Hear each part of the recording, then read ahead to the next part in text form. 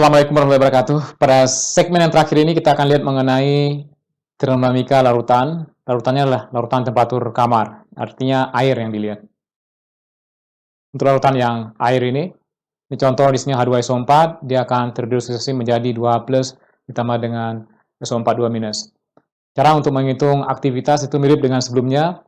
Di sini mu itu sama dengan tidak lain sama dengan GI garis atas itu sama dengan mu I0 itu sama dengan GI garis bawah standar, jadi sama seperti sebelumnya yang sudah kita lihat di sini ya, ditambah dengan RT ln aktivitas I. Untuk larutan yang dalam air ini, aktivitas I itu sama dengan koefisien aktivitas dari I dikali bukan fraksi mol tetapi dikali dengan molal, dikali dengan M yang satuannya di sini molal ya, molal, bukan molar tapi molal. Jadi mu I sama dengan mu I standar ditambah dengan RT ln gamma I dikali dengan MI. Untuk larutan ideal tentu saja gamma I sama dengan 1 sehingga aktivitas itu sama dengan MI. Untuk ideal mu I itu sama dengan mu I0 ditambah dengan RT ln MI. Untuk yang real tentu saja ada excess seperti sebelumnya. Jadi mu I real itu sama dengan mu I standar ditambah dengan RT ln MI ditambah dengan RT ln gamma I. Dibandingkan antara yang real dengan yang ideal, ini tinggal dikurangi. Jadi selisihnya adalah sama seperti sebelumnya kita lihat di larutan-larutan ya, di modelnya ini sama dengan excess RT ln gamma I. RT ln gamma I ini yang kemudian dibuat persamaannya oleh Debye dan Haeckel. Jadi ada dua ilmuwan, Debye dan Haeckel. Ini dua ilmuwan ini yang memperkenalkan persamaan ini yang disebut dengan persamaan Debye-Haeckel. Ionic strength atau kekuatan dari ion ini diperkenalkan oleh Lewis. Jadi I itu sama dengan setengah dari penjumlahan CI, konsentrasinya dalam molar. Anda lihat di sini, dikali dengan ZI pangkat 2, ZI adalah muatan dari ionnya. Misalkan H+, jadi muatannya 1, positif 1. SO4 2 minus, minus 2. Di sini pangkat 2, jadi selalu harganya memberikan harga yang positif. Kalau misalnya muatannya minus 2 pangkat 2, jadinya 4. Dari sini, dari persamaan ini, kemudian Debye-Haeckel mendapatkan persamaan menjadi log gamma I itu sama dengan minus A dikali dengan ZI pangkat 2 dikali dengan akar I. Akar I adalah yang sebelumnya adalah kekuatan ion, ionic strength, yang persamaannya sama dengan setengah dari penjumlahan CI dikali dengan ZI pangkat 2. CI adalah konsentrasi dalam satuannya molal, kemudian ZI adalah muatannya.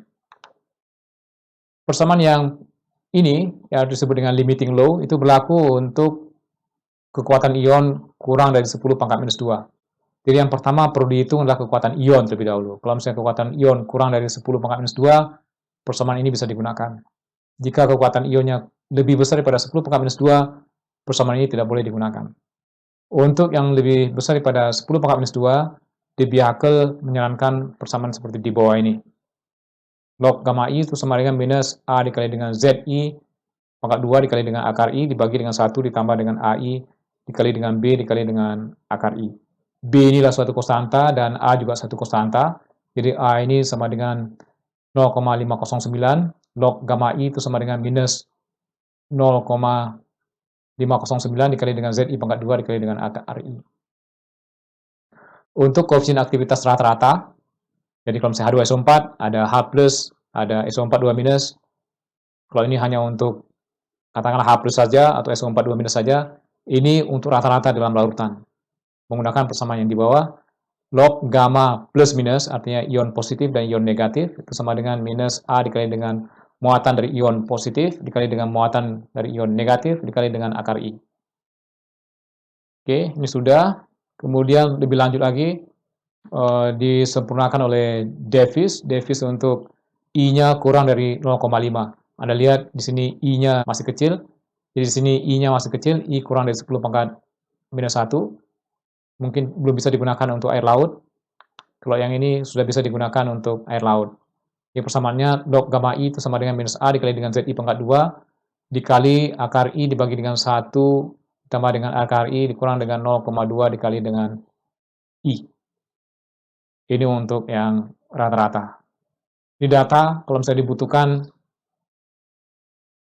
data A yang merupakan ukuran dari ionnya, ini untuk H+, Al3+, dan seterusnya, beberapa data mungkin tidak begitu lengkap ya. Yang digunakan pada persamaan sebelumnya, yang ini, AI dikali dengan B akar I. Baik, ini contoh hitung kekuatan ion dan juga koefisien aktivitas rata-rata dari 2 milimol per kilogram CaNO3 dua kali pada temperatur 25 derajat Celcius. Yang pertama dihitung kekuatan ionnya, itu sama dengan setengah kali 2 pangkat 2. 2 pangkat 2 atau 2 ini adalah muatan dari Ca2+, 2 dikali dengan 0,002, karena ini milimol. Milimol artinya kalau misalnya diubah menjadi mol, 0,002. Kemudian NO3 pangkatnya minus 1, pangkat 2, di konsentrasinya 2 kali dengan 2 kali 0,002. Itu sama dengan 0,006. Kemudian kalau misalnya itu sudah didapatkan, artinya kita bisa menggunakan persamaan yang ini 0,01, artinya masih bisa digunakan, sehingga log gamma positif negatif sama dengan minus A, Z positif, Z negatif akar I, sama dengan minus 2 dikali dengan 1, ini dikasih harga mutlak supaya tidak mempengaruhi dari minus di sini, dikali dengan A 0,509 dikali dengan 0,006 pangkat setengah, sama dengan 0,834. Selesai sudah mengenai sesi dari atau bahasan mengenai termodinamika larutan, mulai dari yang kita lihat dari pertama ya sampai terakhir mengenai bagaimana cara menentukan koefisien aktivitas dari ion-ion yang terdapat di dalam air. Mudah-mudahan bermanfaat. Assalamualaikum warahmatullahi wabarakatuh.